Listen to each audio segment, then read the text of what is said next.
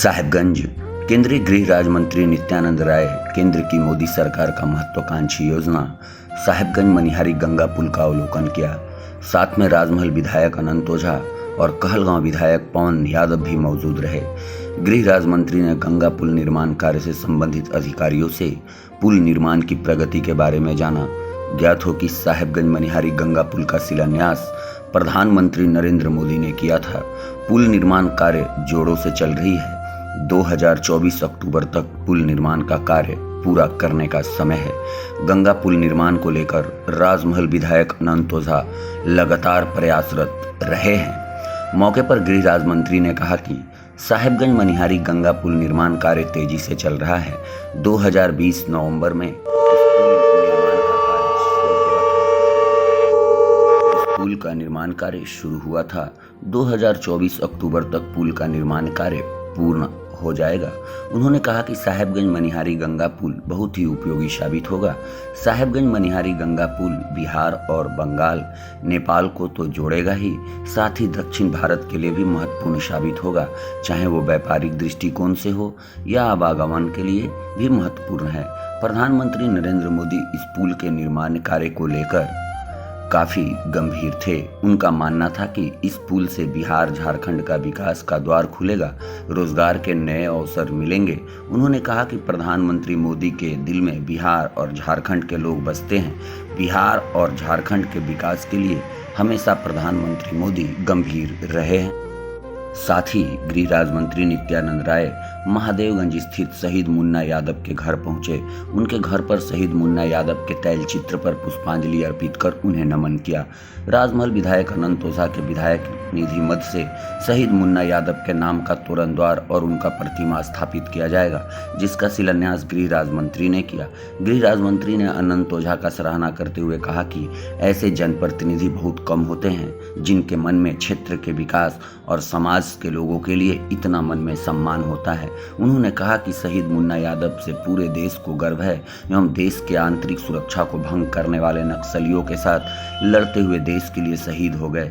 गृह राज्य मंत्री ने शहीद मुन्ना यादव के पिता और पत्नी से भी मिले। उनकी पत्नी ने गृह राज्य मंत्री को जानकारी दी कि अभी तक सरकार की ओर से पेट्रोल पंप जो घोषणा किया गया था वो अब तक उन्हें नहीं मिला है, जिसको लेकर गृह राज्य मंत्री ने उनकी पत्नी और पिता को जानकारी दी कि जल्द ही सीआरपीएफ के बड़े अधिकारियों से बात करके पेट्रोल पंप शीघ्र दिलाने का भरोसा दिलाया।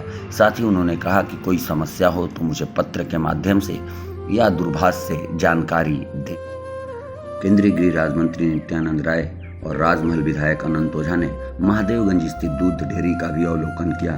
साथ ही गृह राज्य मंत्री ने डेयरी प्लांट से जुड़े अधिकारियों से डेयरी के तकनीकी के बारे में जाना और प्लांट का जायजा लिया। डेयरी प्लांट का भी शिलान्यास प्रधानमंत्री मोदी ने किया था, जो बनकर तैयार है। दूध सप्लाई काम शुरू हो गया है। दूध डेयरी से लगभग 10,000 लोगों को रोजगार मिला है। साथ ही भाजपा जिला अध्यक्ष रामदरस यादव के महादेवगंज स्थित आवास पर गृह राज्य मंत्री पहुंचकर उनके परिजनों से मिले। बीते दिनों भाजपा जिला अध्यक्ष पर दुर्भावनाओं से ग्रसित होकर एक झूठा केस कर दिया गया था।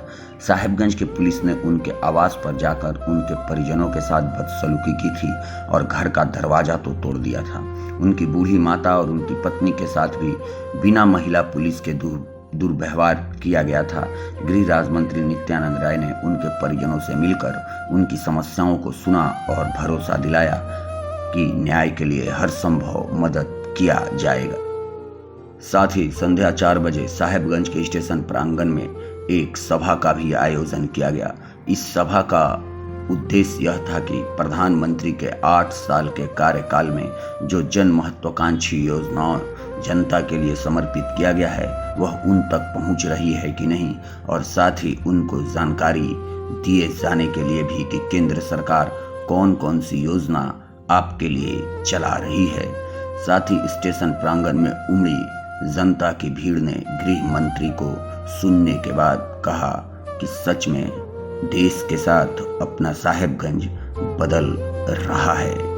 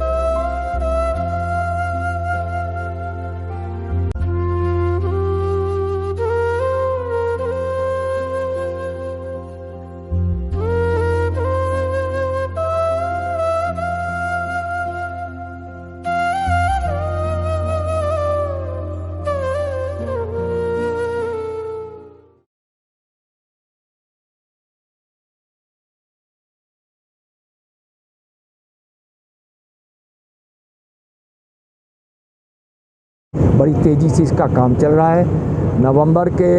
2020 के नवंबर में इसका कार्य प्रारंभ हुआ, यानी साहेबगंज मनिहारी गंगा पुल का, और अक्टूबर 2024 तक यह पूर्ण हो जाएगा। बड़ी तीव्र गति से इसका निर्माण कार्य चल रहा है।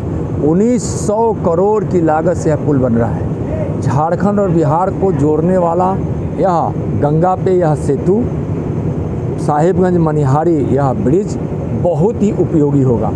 आप झारखंड से उत्तर बिहार को जोड़ने वाली, बिहार को जोड़ने वाली, पूरब और उत्तर बिहार को खासकर जोड़ने वाली इस पुल से सिर्फ बिहार और झारखंड को ही नहीं, दक्षिण भारत के लिए भी और नेपाल के लिए भी, और बगल का राज्य बिल्कुल सटे हुए सीमा पे पश्चिम बंगाल है, और बांग्लादेश का बॉर्डर भी यहाँ से बिल्कुल सटा हुआ है साहेबगंज से, जो आप सबों को पता है।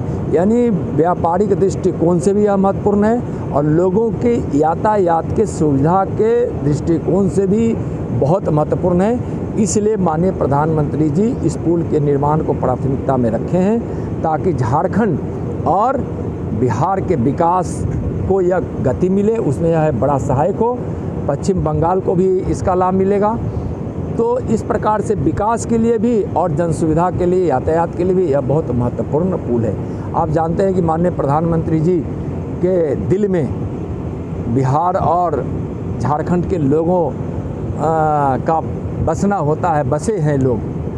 जिस प्रकार से प्रधानमंत्री जी के दिल में झारखंड और बिहार के लोग हैं, उसी प्रकार बिहार और झारखंड के लोग रोजगार के लिए जरूरत की हो, इस क्षेत्र के हो, अर्थव्यवस्था को सुदृढ़ करने वाली सारी चीज़ों को बड़ी तत्परता के साथ हिंदुस्तान में मोदी जी की सरकार स्थापित की। गरीब कल्याण की बात हम करना चाहेंगे। आज़ादी से अभी तक गरीब कल्याण के लिए कोई सोचा नहीं, और गरीब कल्याण की योजनाओं से माननीय प्रधानमंत्री जी के उस प्रयास से इस देश से गरीबी घट रही है। जो गरीबी 2014 में 22% की थी, वह गरीबी घटकर आज 10% रह गई। कोई भूखा नहीं सोता है। अगर किसी गरीब के घर में कोई बीमार पड़ जाए तो प्रधानमंत्री आयुष्मान योजना के माध्यम से आज गरीबों का इलाज होता है। आज गरीबों के पास जनधन खाता है, गैस कनेक्शन है, और आज मुफ्त निःशुल्क अनाज आज गरीबों के घर पहुँच रहा है। लगभग 80 करोड़ लोगों को यह प्रधानमंत्री अन्न योजना, प्रधानमंत्री गरीब कल्याण अन्न योजना के माध्यम से मिल रहा है। प्रधानमंत्री किसान सम्मान निधि योजना के माध्यम से अब तक 11 करोड़ से ज्यादा लोगों के पास इस योजनाओं का लाभ पहुंचा है। लगभग 2.25 लाख करोड़ से ज्यादा की राशि जब से यह योजना शुरू हुई है उस समय से लेकर अभी तक इस देश के किसानों के खाते में पहुंच गई, समय से, बिना कोई अवरोध के। कितनी बड़ी योजना है, 2.25 लाख करोड़। आप मातृ वंदना योजना से देखिए कितना लाभ माताओं को पहुंच रहा है। स्किल इंडिया से आज प्रधानमंत्री कौशल विकास केंद्र के माध्यम से जो नौजवान